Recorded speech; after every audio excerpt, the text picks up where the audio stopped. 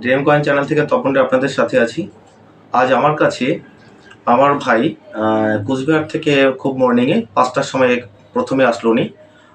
ভাই দীর্ঘদিন ধরে আমার সাথে কথা হচ্ছে এবং আরও এর আগে আমার কাছে 3 মাস আগে একবার এসে গেছিলো। তো ভাইয়ের কাছ থেকে একটু জেনে নিই ভাইয়ের নাম এবং অ্যাড্রেস। ভাই কি অভিজ্ঞতা বলো? আমার বাড়ি কুচবিহার ডিস্ট্রিক্ট, হ্যাঁ, পুন্ডিবাড়িতে আমার বাড়ি। ওকে। এর আগেও আমি আসছিলাম মোটামুটি 2.5 মাস 3 মাস আগে, আইসে কিছু মাল বেঁচে গেছি। আজকে আমি ফের সকালেই আসছি বড় টাইমে। এখানে যে আমার কাছে আসার পরে মোটামুটি তুমি কি দেখছো? আমি ঠিক আছে ইনশাআল্লাহ। আর তোমাদের কোচবিহার থেকে যারা দেখছে তারা কি আসতে পারে? আসতে পারে একদম অবশ্যই।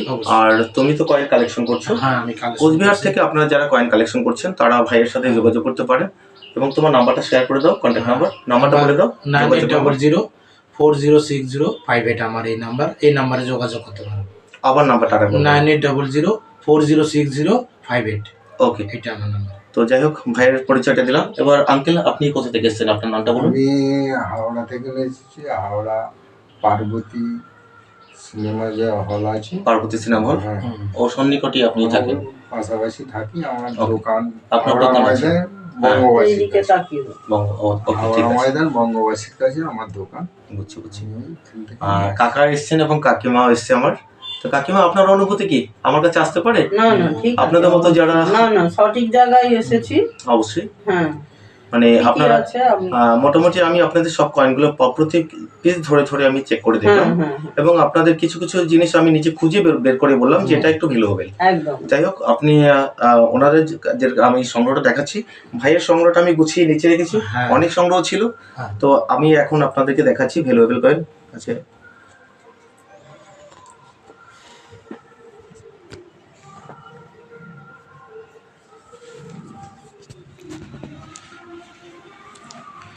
প্রথমত দেখুন, ফেরিটেক স্টেনলেস স্টিল জগৎগুরুর এই কয়েনটা আপনাদের সামনে তুলে ধরলাম। তো এই যে জগৎগুরুর এই কয়েনটা সাধারণত আমরা সংগ্রহ করে থাকি না। সেক্ষেত্রে এই দুটো কয়েন আপনাদের সামনে তুলে ধরলাম, স্টিলের কয়েন। আপনার এই কয়েন দুটো আমি সংগ্রহ করলাম এই কারণে, এটা ভ্যারাইটিটা দেখে নেন, বোঝার চেষ্টা করবেন। এটা দেখুন, এজ ভ্যারাইটি, দুটোই প্লেন এজ আছে। আপনার ফেরিটেক স্টেনলেস স্টিলের মধ্যে কোনো কয়েন যদি এভাবে এজ ভ্যারাইটি হয়, প্লেন থাকবে, কোনো খাস কাটা থাকবে না, তখনই আপনারা একটা এক্সট্রা ভ্যালুতে বিক্রি করতে পারবেন। তো এটাই আপনাদের কয়েন যেগুলো আছে তার মধ্যে দেখার চেষ্টা করবেন কোনোটা এজ ভ্যারাইটি কয়েন আছে কিনা। নেক্সট আপনাদেরকে দেখাচ্ছি,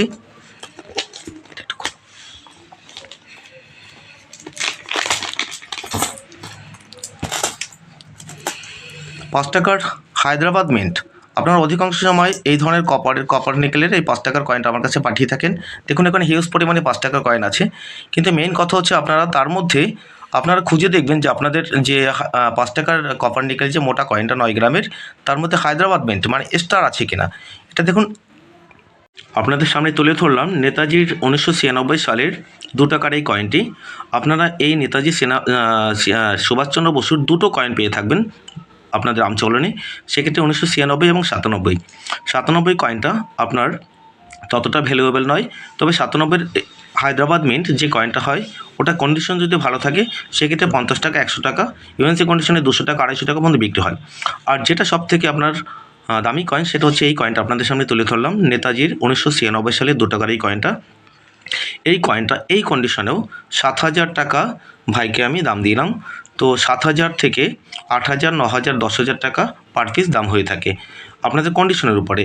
আমি বারবার বলছি, কয়েনের ক্যাটাগরির উপরে ভিত্তি করে কয়েনের দাম হয়: fine condition, very fine condition, extra fine condition এবং ইউএনসি কন্ডিশন।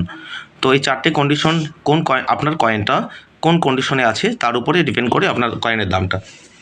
এরপর নেক্সট দেখুন, কোচবিহার থেকে যে ভাই দাদা নিয়ে এসছেন আপনার 1992 সালের আপনার ন্যাশনাল ইন্টিগ্রেশন থিমের 2 টাকার এই 1992 সালের 9 ডায়মন্ডের কয়েনটা। আপনারা অধিকাংশ সময় 2 টাকার 92 সালে যে কয়েনগুলো পাঠিয়ে থাকেন ম্যাক্সিমাম বম্বে মিন্টের হয়। সেক্ষেত্রে দেখুন স্পষ্ট 1992 নিচে গোল রাউন্ড ডট আছে।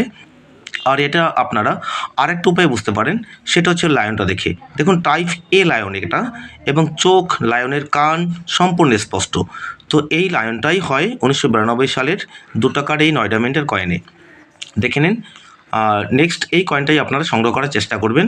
যাই হোক, এরপরে আপনাদেরকে দেখাচ্ছি এই যে 62 সালের একটা কয়েন, 1962 সালের এই 1 রুপি কয়েনটা। এটা দেখুন, এটা স্কোয়ার কন্ডিশনে আছে।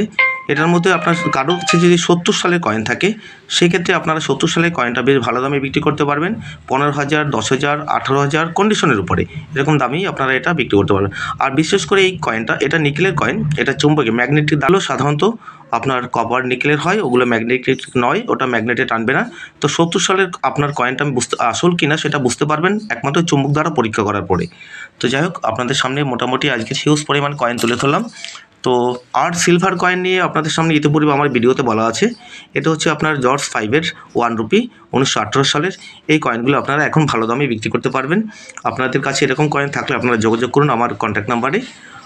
আর আমার ঠিকানাটা বিশেষ করে আপনাদেরকে বলে দিচ্ছি, হাওড়া মেন লাইন, মানকুণ্ডু, চন্দননগর। এটা ভদ্রেশ্বরের আগে। তো ভদ্রেশ্বরের পরের স্টেশন হচ্ছে মানকুণ্ডু স্টেশন নেমে 1 নম্বর প্ল্যাটফর্ম দিয়ে বটতলা টোটো স্ট্যান্ড। বটতলার থেকে আপনারা টোটোতে আপনারা বলবেন চণ্ডীতলা ওপেন ক্লাব, বা ওখানে নেমে আমাকে ফোন করবেন, আপনাকে আমরা ডিটেল জানিয়ে দেবো। আরও আমি কোচবিহারে যে আমার ভাই এসছে তার কাছে কিছু আরেকটা রেয়ার কয়েন আমি আপনাদের সামনে তুলে ধরছি। দেখুন এই কয়েনটা, এটা হচ্ছে 1877 সালের হাফ রুপি রানীর। এই কয়েনটা আপনার রেয়ার কয়েন। এটা আপনার ফাইন কন্ডিশনে 5,500 টাকা থেকে শুরু হয়ে ইউএনসি কন্ডিশন যদি হয়ে থাকে আপনার 40 থেকে 50,000 টাকা দাম হয়ে থাকে। রানীর হাফ রুপি আপনারা কোনগুলো সংগ্রহ করতে পারেন? 77, 78, 79, 80, 81, 82, 83, 84, এই 84 সাল পর্যন্ত রানীর প্রত্যেকটা হাফ রুপি কয়েনই রেয়ার হয়ে থাকে। যাই হোক, এরপরে আরও একটা দেখাচ্ছি। দেখুন এডওয়ার্ড 7-এর এটা হচ্ছে যে 1 রুপি 1904 সালের। এই কয়েনগুলো আপনারা 2200 থেকে 2400 টাকা পর্যন্ত পার পিস আমার কাছে দাম পেয়ে থাকবেন। তো যাই হোক, আপনাদের সামনে কয়েনগুলো তুলে ধরলাম। আর আপনাদের কাকিমা, তো আপনারা কিছু বলার আছে? কীরকম লাগলো? ভালোই লাগলো। আপনাদের হাওড়া জেলা থেকে যারা আসতে চাচ্ছে আসতে পারে। হ্যাঁ। ওকে, ঠিক আছে। তো ধন্যবাদ কাকা, এখানে ভিডিও সমাপ্ত করছি। আবার পরবর্তী ভিডিওতে দেখা হবে আপনাদের সাথে।